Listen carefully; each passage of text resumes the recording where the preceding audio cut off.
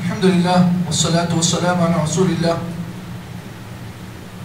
Nabiyyina Muhammad wa ala alihi wa ashabihi wa mawala amma ba'd.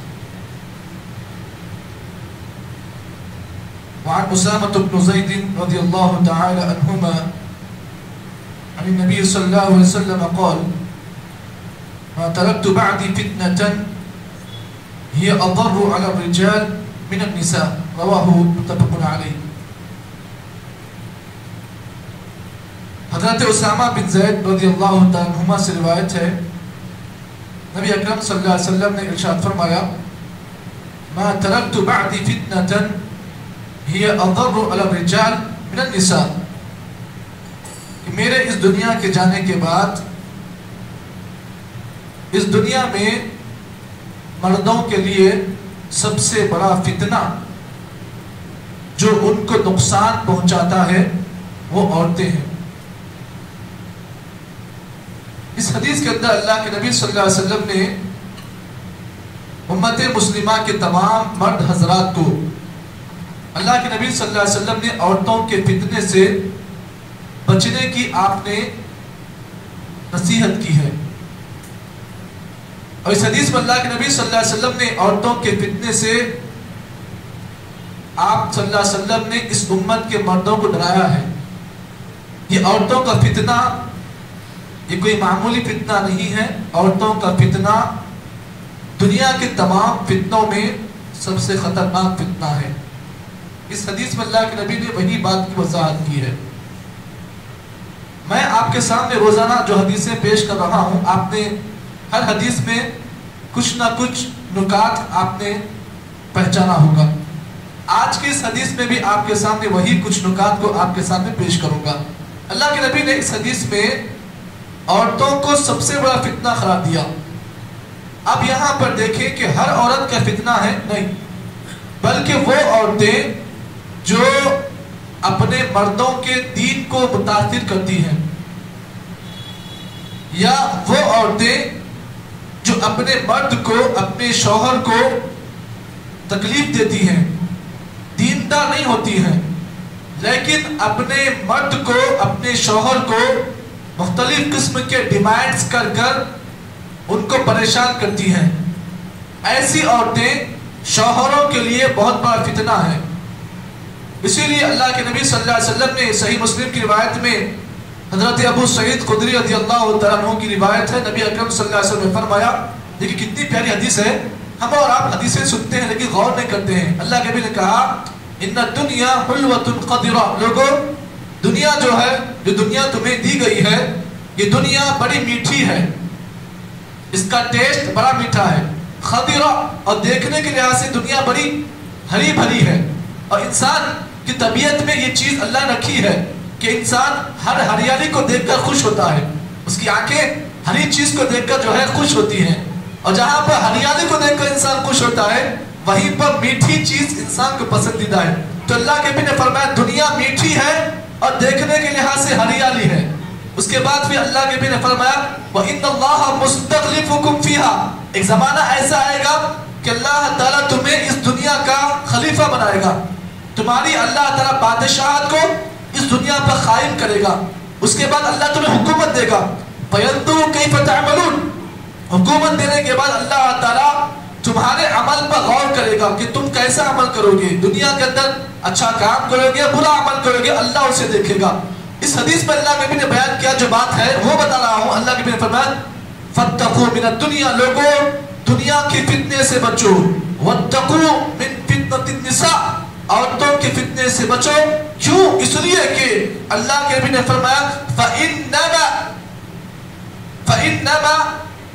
فِتْنَةً. کیونکہ ہم سے پہلے جو قوم گزری ہے بنی اسرائیل کے ہلاکت کے اسباب میں سے ایک سبب عورتوں کا فتنہ تھا. تو معلوم یہ ہوا کہ ہم سے پہلے جو امت گزری جس کا نام بنی اسرائیل ہے، اللہ کے نبی کے پیشن گوئی ہے کہ میری امت بھی قیامت کے قریب بنی اسرائیل کے نقش قدم پر چلے گی.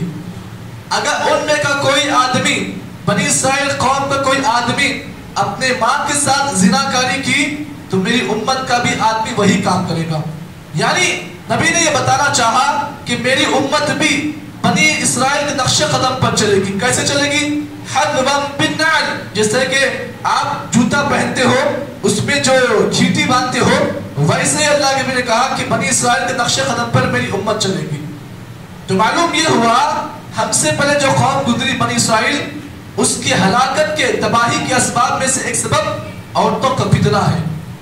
اب یہاں پر آپ اس بات کو جان لیں، نبی اکرم صلی اللہ علیہ وسلم نے اس حدیث میں ہم کو اور آپ کو عورتوں کے فتنے سے آپ نے بچنے کا حکم دیا ہے.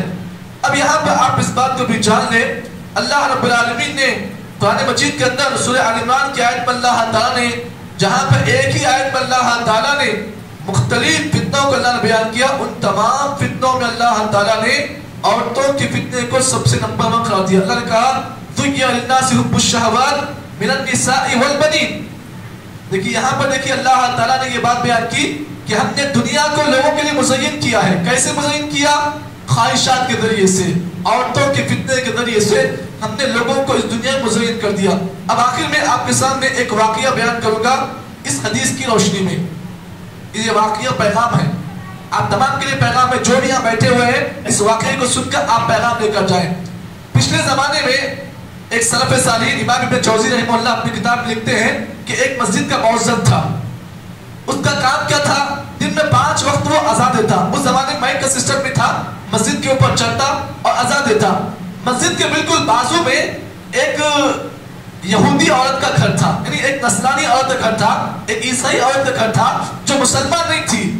اس مؤذن کا معاملہ یہ تھا کہ روزانہ اذان دیتا اور جب کبھی اذان ختم ہوتی تو فوری اس کے گھر میں جو عورت وہاں ہوتی اس کی طرف نگاہ ہوتی. اب نگاہوں سے نگاہیں بڑھتی گئی، آخر میں مؤذن کا دل اس عورت سے جڑ گیا. جڑ جانے کے بعد اب کیا ہوا دیکھیے، آگے بڑھ کر آپ دیکھیں. جب دل جڑ گیا تو اس مؤذن نے اس عورت کے سامنے جا کر اپنی محبت کا اظہار کیا، میں تجھ سے محبت کرتا ہوں. تو اس عورت نے، اس یہودی عورت نے کہا کہ میں یہودیہ ہوں، میں نصرانی ہوں، میں عیسائی مذہب کو ماننے والی ہوں، اگر تم مجھ سے شادی کرنا چاہتے ہو ایک شرط ہے. کہا شرط کیا ہے؟ کہا کہ تم دین چھوڑ دو، تم دین چھوڑ دو، میں تم سے شادی کر لوں. ٹھیک ہے. اس مؤذن نے کیا کیا؟ مؤذن کی جو ڈیوٹی تھی اس کو بھی چھوڑ دیا، دین کو بھی چھوڑ دیا. اب نصرانی بن گیا، عیسائی بن گیا، اور عیسائی بننے کے بعد ہوا کیا؟ اس عورت کی محبت میں دین کو بھی چھوڑ دیا، عزت بھی چلی گئی. اب آخر میں اس عورت سے شادی کرنے کا انجام یہ ہوا، اس عیسائی عورت نے کہا دیکھو میرا کام ڈانس کرنا ہے، میں لوگوں کو ڈانس کر کر میں لباتی ہوں، تم بھی ڈانس کر کے یہ کام کرنا. اب کیا ہوا؟ مذہب بھی گیا، عزت بھی گئی. آخر میں کیا ہوا؟ ڈانس پر آ گیا ہوا. مؤذن ہوتے ہوئے مؤذن کی ڈیوٹی چھوڑ دی، اب کیا کام کر رہا ہے؟ جی ڈانس کا کام کر رہا ہے. تو یہ عورت کا فتنہ ایسا ہوتا ہے کہ مرد عورت کے فتنے میں جب مبتلا ہو جاتا ہے تو پھر کیا ہوتا ہے؟ عزت بھی جاتی ہے اس کی اور مذہب بھی چلا جاتا ہے. تو آج اللہ کے نبی نے اس حدیث میں جو نقشہ کھینچا اس واقعے کے ذریعے سے، پیغام یہ ہے مجھے اور آپ کو، ہم تمام کو چاہیے کہ عورتوں کا فتنہ جو ہے یہ بڑا خطرناک ہے. لیکن اگر کسی مرد کے نکاح میں اگر کوئی نیک عورت ہے، دیندار عورت ہے، جو قناعت پسند ہے، جو اپنے شوہر کی کم تنخواہ پر راضی ہو جاتی ہے، اگر ایسی عورت کوئی کسی کو مل جائے یہ سونے پر سہاگا ہے. تو اللہ تعالیٰ دعا ہے کہ اللہ تعالیٰ مجھے اور آپ کو جتنی باتیں اس حدیث کی روشنی میں بیان کی گئی ہیں اللہ صحیح معنی میں عمل توفیق عطا فرمائے. سبحان اللہ وبحمدہ، سبحانک اللہم وبحمدک، نشہد ان لا الہ الا انت، نستغفرک ونتوب الیک.